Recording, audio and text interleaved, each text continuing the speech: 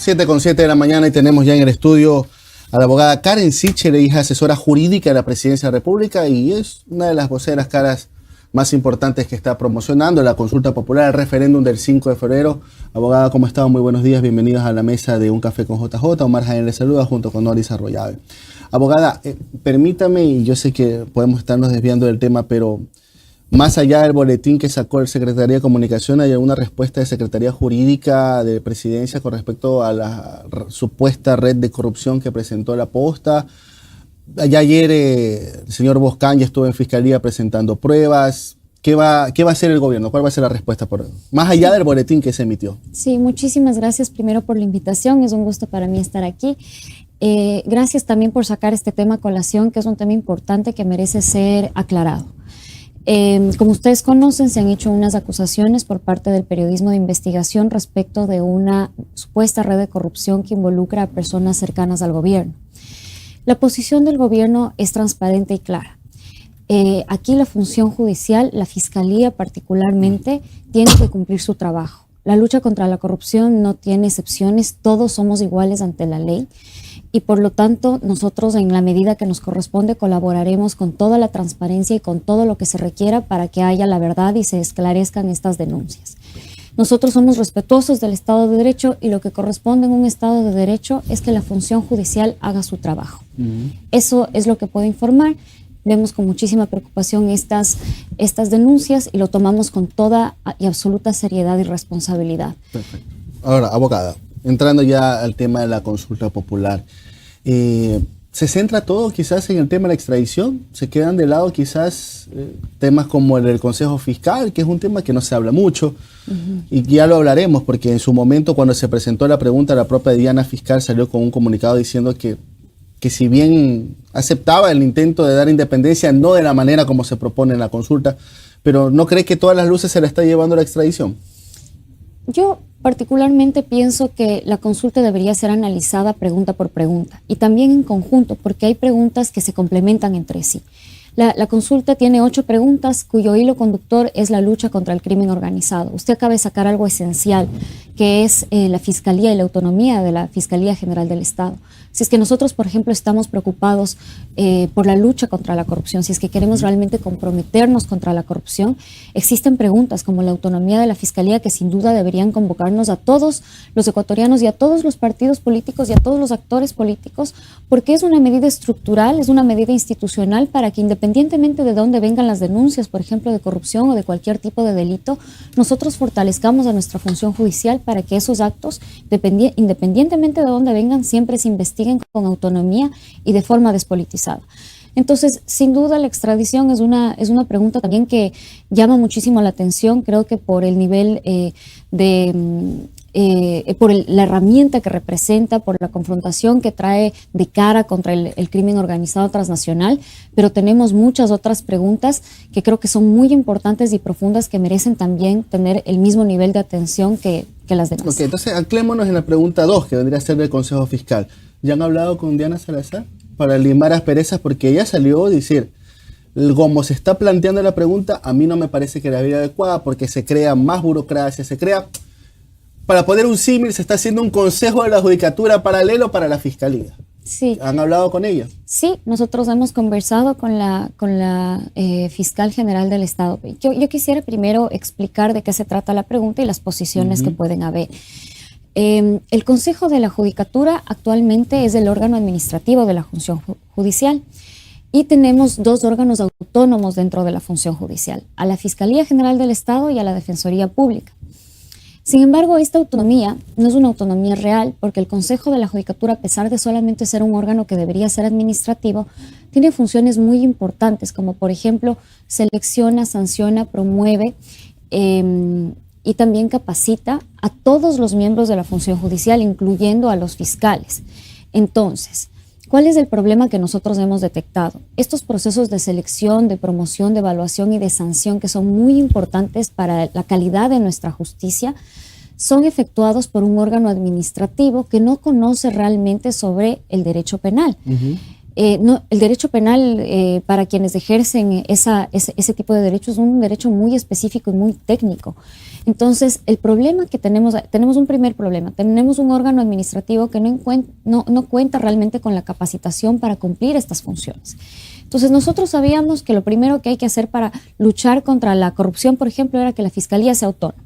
Entonces, nosotros decidimos traspasar estas facultades a la Fiscalía General del Estado. Para tomar esta decisión, nosotros nos basamos en un estudio comparado en más de 13 países de la región. Nos dimos cuenta que realmente en donde más fortaleza hay en la justicia penal, en 11 de esos países, la Fiscalía tiene este poder. Tiene un consejo.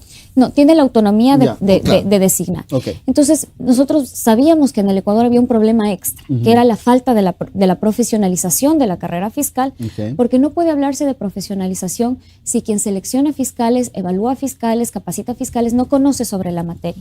Entonces, creamos el Consejo Fiscal. ¿Qué es el Consejo Fiscal? Primero, ¿quién designa el Consejo Fiscal? La propia fiscal. ¿Por qué? Porque estamos hablando de darle autonomía a la Fiscalía. No queremos que nadie más... La fiscal como persona, como autoridad.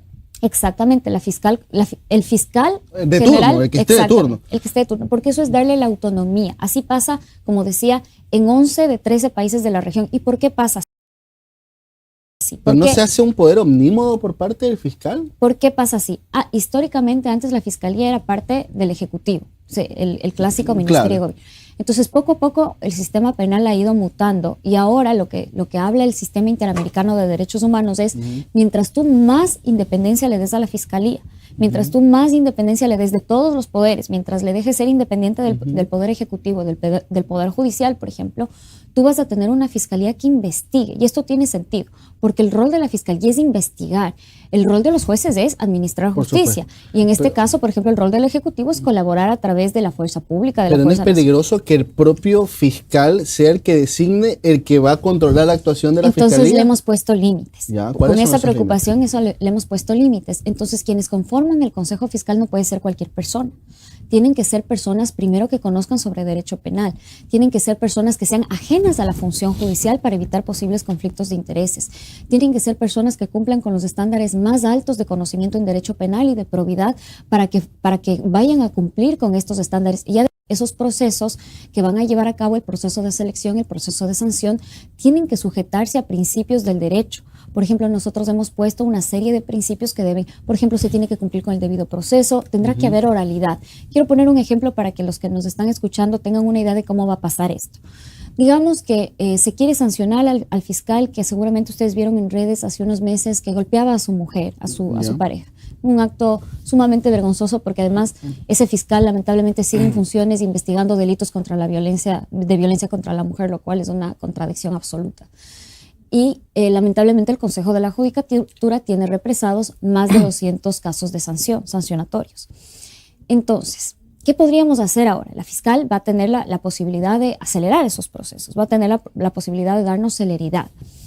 Pero, abogada, doctora, le insisto, no es riesgoso que, por más hoja de vida pulcra que pueda tener, a ver, aquí hemos vivido de notable en notable, pues, ¿no? O sea, veamos lo que fue el Consejo de Participación Transitorio, que eran los notables, y miren todo el descalabro institucional que estamos teniendo derivado de lo que fue el Trujillato, por más que hayan tenido una hoja de vida impecable y excelente.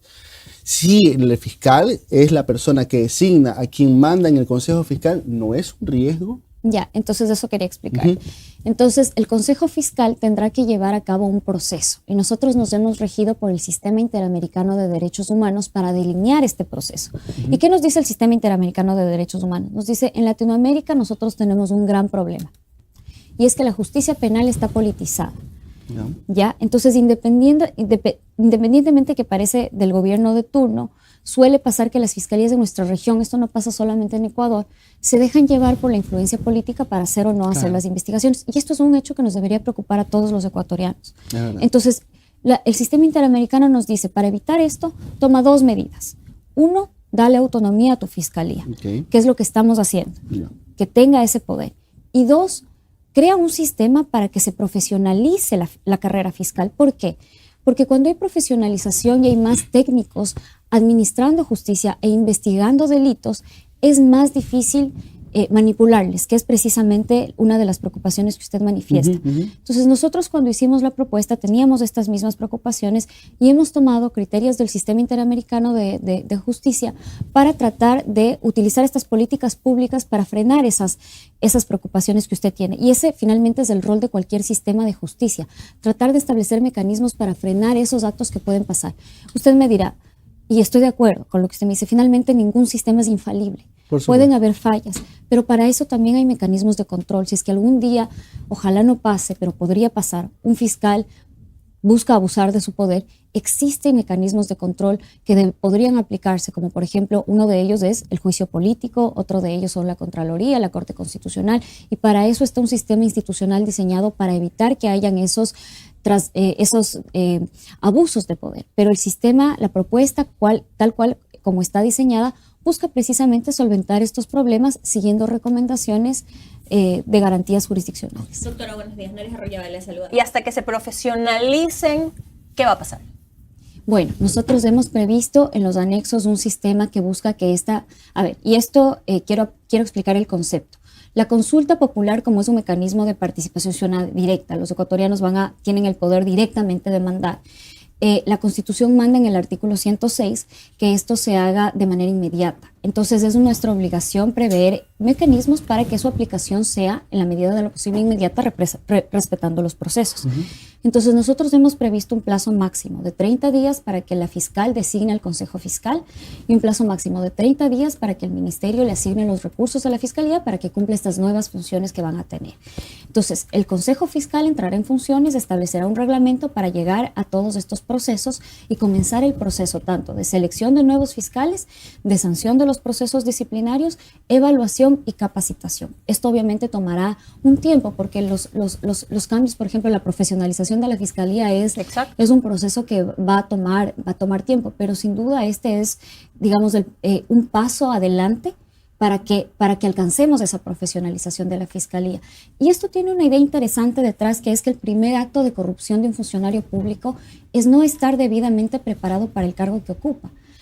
Ustedes como periodistas lo deben vivir mucho más, pero las personas que no conocen y que fungen funciones públicas son mucho más manipulables por la opinión pública y también por otros poderes. Entonces, detrás de esta idea, detrás de la propuesta 2, está precisamente evitar esa manipulación a través de crear una fiscalía más técnica y preparada. Doctora, en el caso de, pongámonos en el escenario que se da la consulta, se ganan la consulta, pero hay una cantidad considerable de ecuatorianos que votaron por el no. ¿Todos ellos son narcotraficantes o apoyan el narcotráfico? No, en absoluto. En absoluto, la consulta está diseñada para beneficiar a los ecuatorianos, incluso aquellos que voten por el no. Ya, se lo pregunto y perdón que le interrumpa ahí, porque hace días tuvimos vimos al ministro de Gobierno Jiménez dando una entrevista a Diario Expreso en donde decía que quienes voten por el no, en definitiva o de alguna forma, estaban en contra de este proceso que ustedes están impulsando y que de alguna u otra forma el que no está a favor de que se extraditen, por decirlo de alguna forma, están en contra del tema y en contra del narcotráfico. Entonces ahí hay un discurso, yo lo escucho a usted y escucho un discurso más racionalizado, conciliador, técnico, pero por otro lado escucho un discurso más confrontativo y polarizado. Que lo ha dicho el propio Guillermo Lasso, abogado, y hay que ser sincero, que los que están en contra de la consulta son narcodelincuentes, narcopolíticos. Yo hasta a veces temo que me diga por ahí narcoperiodista, ¿no? Entonces, ¿es válido ese tipo de comentarios? Permítanme, y les agradezco mucho porque creo que este ha sido un mensaje que ha causado un poco de malestar y creo que vale la pena y es importante aclarar. Porque al final del día nosotros vivimos en una democracia y disentir en una democracia es sumamente válido y sumamente respetuoso. Yo, por ejemplo, particularmente como vocera, he llamado al debate y he estado en varios espacios debatiendo con personas que tienen una posición política muy distinta a la mía. Yo creo que el debate le hace bien al país, el debate responsable y el debate argumentado, porque al final del día lo más importante es que todos los ecuatorianos que vamos a ejercer nuestro derecho al voto el 5 de febrero vayamos informados. Si es que van a votar sí en la pregunta 1 o en la pregunta 2, sepan por qué van a votar sí. Si van a votar no, sepan por qué van a votar no. Yo creo, de hecho, que este es el gran valor agregado de la consulta, porque nos permite un minuto salir de la coyuntura o incluso atar los temas a la coyuntura y ponernos a pensar cómo quiero ver yo una fiscalía, cómo nos hace bien una fiscalía, o cómo quiero ver yo a la Asamblea Nacional, o cómo quiero ver a mi sistema de justicia. Entonces nos permite, por una parte, educar a la ciudadanía, que conozcan qué es la fiscalía, qué hace la fiscalía y cuáles son las fallas, por ejemplo, el Consejo de la Judicatura, porque cuando los ecuatorianos conocen más sobre cómo funcionan sus instituciones, pueden fiscalizar mejor. Y eso es realmente, yo creo que es el cambio que tiene que haber en el país. Los ecuatorianos tenemos que estar más involucrados y tenemos que estar más pendientes de lo que hacen los servidores públicos, porque solo así va a haber más transparencia. Entonces yo quiero aprovechar para llamar al debate argumentativo, al debate responsable, pero también creo que es importante aclarar que sí creo que debería llamarnos la atención, porque ahora que tengo redes sociales, realmente soy nueva en el mundo de las redes sociales por motivo de la consulta, yo veo muchos mensajes también polarizadores del otro lado, del vota todo no. Y yo creo que ese tipo de llamados a vota todo no, porque sí, nadie sabe por qué, nadie argumenta, nadie debate, simplemente son insultos. Yo creo que sí nos debería llamar la atención, porque la consulta tiene unas preguntas que buscan atacar a la clase política irresponsable, a la clase política vaga, Abogada, busca atacar al crimen organizado. solamente Y para creo que hacer- solo quiero sí. cerrar con esto. Yo creo que los ecuatorianos deberíamos ser cautos de esos mensajes y elegir argumentos que realmente nutran al debate responsable que llega a consensos. Abogada, mire, solamente para cerrar este tomo y para ir avanzando con las preguntas. Para este tema del sí, del no, de los narcotraficantes y todo. Ayer conversaba con un colega de aquí de la ciudad de Guayaquil que se enteró por redes sociales que lo íbamos a tener aquí. Entonces ella me dijo, mira, y comenzamos a analizar el voto, el todo sí, el todo no, el unos sí, otros no. Y él me decía, mira, votar es una expresión política. Al igual que una consulta popular, que en este caso es política, por más que comunicacionalmente se la venda como una consulta ciudadana, el proponente de la consulta popular es el gobierno ecuatoriano. Entonces, es una expresión política totalmente válida del gobierno. Pero asimismo, el votar es una expresión política. Entonces dice, y me comentaba, lo estoy leyendo, dice, por lo tanto, votar no, como expresión política de rechazo a un gobierno, es totalmente válido y legítimo. Y legítimo. ¿Qué le parece esa reflexión? Que por cierto fue con mucha altura y dice, mira, analizando un poco sobre lo que es la visión política de las personas. Porque, por ejemplo, yo estoy totalmente seguro, abogada, y me la juego, que muchos de sus compañeros de gabinete, en la consulta popular de 2012, votaron que no. 2011, votaron que no en la pregunta de la muerte de los animales. Y no es que votaron que no porque les gusta ver morir animales en la Plaza de Toros o en otros escenarios, sino que votaron que no porque creían que era una pregunta gancho, que era una pregunta que sencillamente le iba a dar más poder en su momento a la administración de Rafael Correa, porque el meollo de esa consulta era el tema de administración de justicia. Entonces muchas personas podrían tener esa misma visión. Ah, claro, la metida de la mano en la justicia. Claro, entonces puede tener muchísimos símiles con lo que ocurre el día de hoy. Entonces, ¿qué le parece ese tipo de reflexión? Yo, a ver, sin duda la premisa de la que parte esa reflexión es absolutamente válida, de hecho es técnicamente correcta. El derecho al voto es uno de los derechos políticos, es el derecho político por excelencia. Y es una expresión de una posición política. Pero cuando nosotros hablamos de un referéndum, y de hecho creo que esta es una de los retos de hablar sobre la consulta, y una de las bondades también, es que nosotros estamos preguntando temas que buscan cambiar a nuestra Constitución. Son temas educativos. Los chilenos lo entendieron muy bien, por ejemplo, hace pocos meses con su referéndum. Aquí se les está preguntando a los ecuatorianos no sobre un candidato, no se les está preguntando sobre una ideología política, no se les está preguntando sobre derecha o izquierda, se les está preguntando sobre, independientemente si es que son de derecha o izquierda, o de centro o de lo que sea, o si es que son neutros.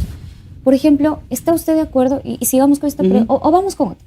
¿Está usted de acuerdo con que los movimientos políticos tengan una mayor vinculación con la ciudadanía y sean más transparentes?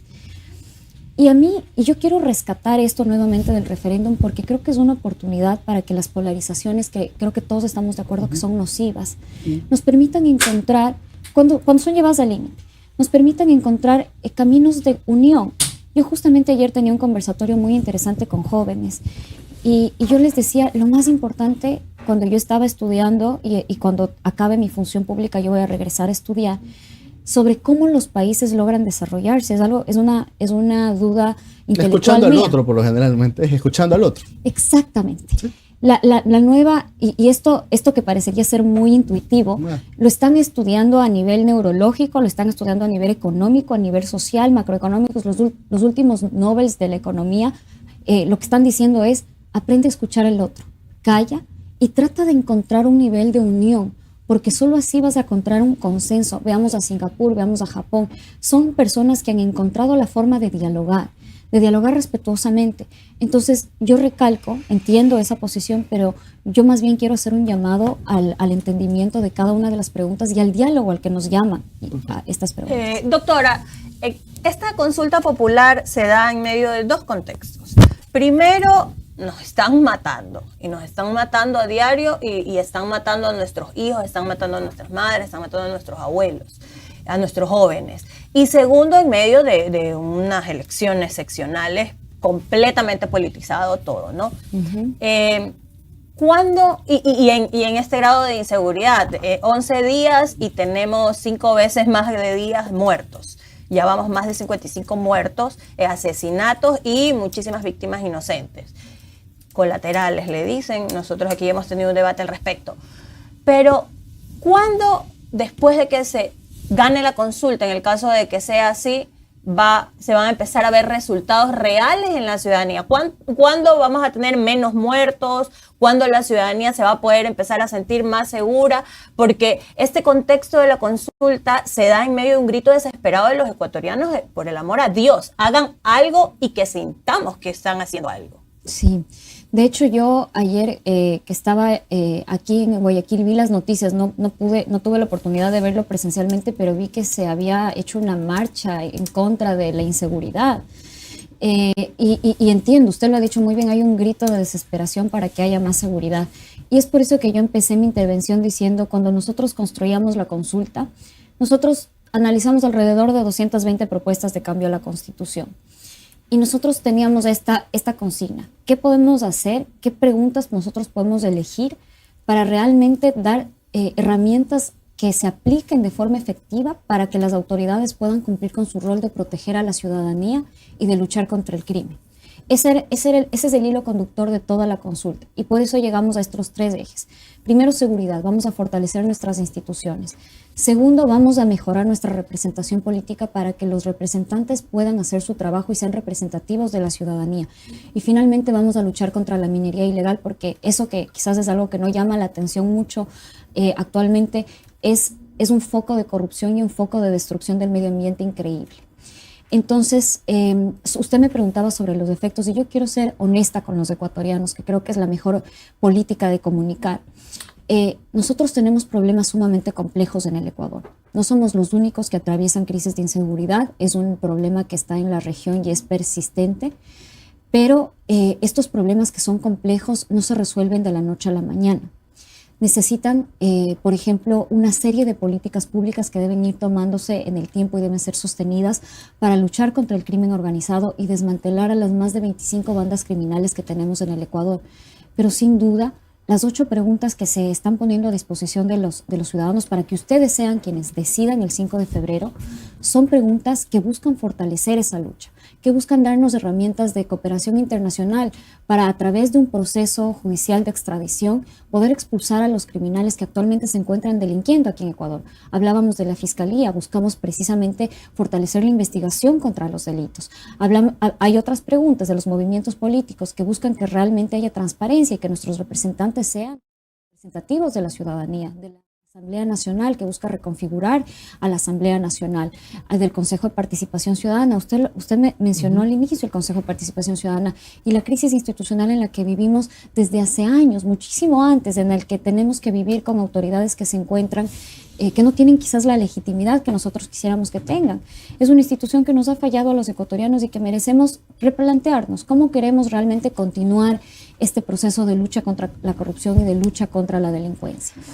Doctora, yo siento que hay una, y se lo digo con mucho respeto, siento que hay una contradicción de alguna u otra forma, porque por un lado estamos hablando de quitarle poderes, entre comillas, a un Consejo de Participación Ciudadana, que definitivamente le ha demostrado a los ecuatorianos que en esta administración no ha funcionado y no está representando. Pero por otro lado hablamos de también reconfigurar una asamblea y usted habla de participación, democratización.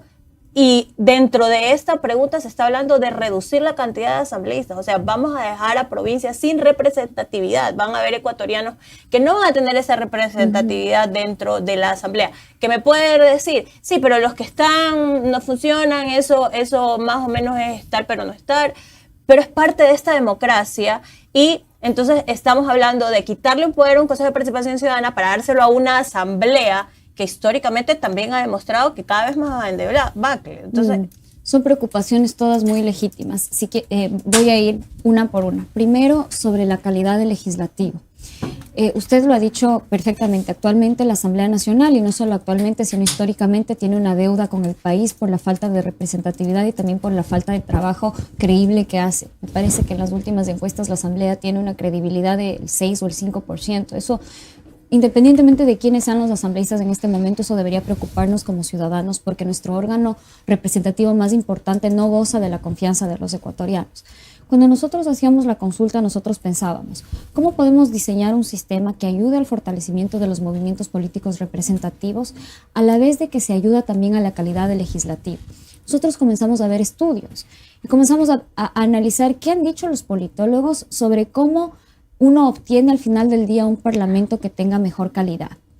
No encontramos ninguna evidencia empírica, evidencia real, de que, por ejemplo, darles más títulos a los asambleístas te da una mejor asamblea. De hecho, incluso la Corte Constitucional ha dicho que eso es discriminatorio, así que estaba descalificado, por 2 razones. Porque no se puede en el país, porque la Corte lo ha negado, y además porque realmente sería una medida populista. No había evidencia de que eso realmente funcionaba. Esto es intuitivo. A veces las personas que tienen títulos no necesariamente son las que más pueden llegar a consensos o que son más honestas. Entonces, ¿cómo es que tú debes configurar un parlamento, una asamblea nacional para que te dé mejores leyes? Esa era la pregunta. Y la respuesta que tenemos de estudios sostenidos que son públicos y que animo a la ciudadanía que los revise, es que mientras uno garantiza la proporcionalidad, mientras más representativa sea la asamblea, mientras más proporcional sea la asamblea, tienes una mejor calidad de trabajo legislativo. Y quiero explicar por qué. Parecería que no. Es que habla de reducción. Tiene sentido. No, y quiero explicar esta pregunta. Quiero explicar por qué. Porque básicamente lo que dicen los estudios es que si es que tú representas mejor al país que quieres gobernar a través de la asamblea, es más fácil el consenso. Entonces nosotros analizamos qué le estaba pasando a nuestra Asamblea Nacional y vimos que no está bien representada porque actualmente la Asamblea tiene escaños fijos. Tiene 15 asambleístas nacionales, no sabemos por qué 15. Tiene 6 del exterior, no sabemos por qué 6. 2 por provincia, no sabemos por qué 2. ¿Por qué no 1? ¿Por qué no 3? ¿Me entiendes? Esa es la lógica. Entonces lo que nosotros tratamos de hacer con la propuesta, si bien se reduce el número de asambleístas, lo que está haciendo la propuesta de hecho es reconfigurar el Parlamento para que haya más representatividad. Por ejemplo, ahorita que estoy en Guayas, aprovecho para comentarles que un voto de una persona de Guayas, debido a esta mala representación de la Asamblea, vale 16 veces menos que un voto de una persona en otra provincia del territorio. Entonces, este tipo de, solo para decirlo en palabras sencillas, de origen, nuestra Asamblea Nacional no cuenta con la representación debida que debería tener.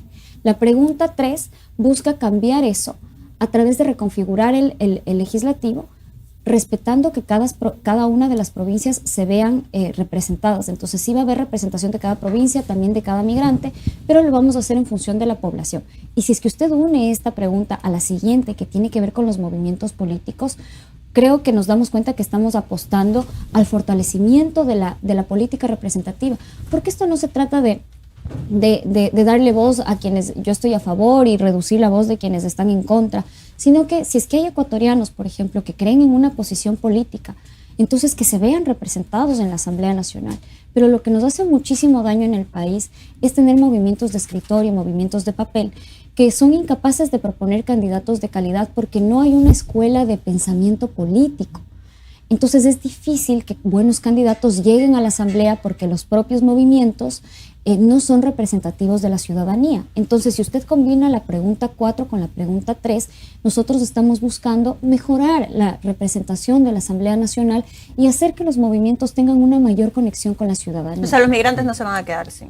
No se van a quedar sin, claro que Pero van a sí tener. van a bajar, Pero van a de bajar, 6 a van a 2. reducir.